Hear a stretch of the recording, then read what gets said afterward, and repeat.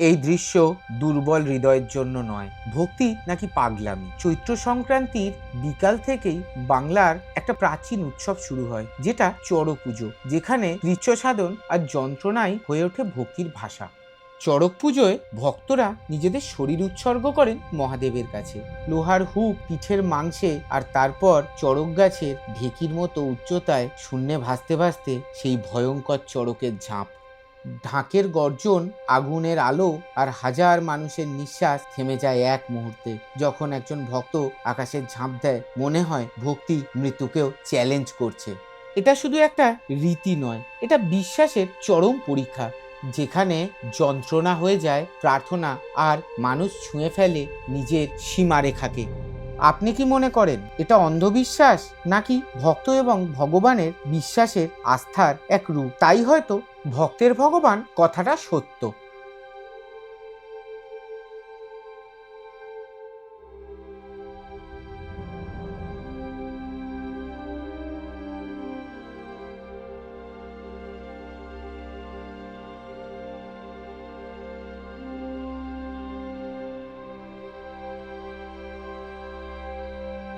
ভিডিওটি ভালো লাগলে লাইক এবং শেয়ার করুন, এবং ডিসকভার আশীবা ইউটিউব চ্যানেলকে সাবস্ক্রাইব করতে ভুলবেন না যেন।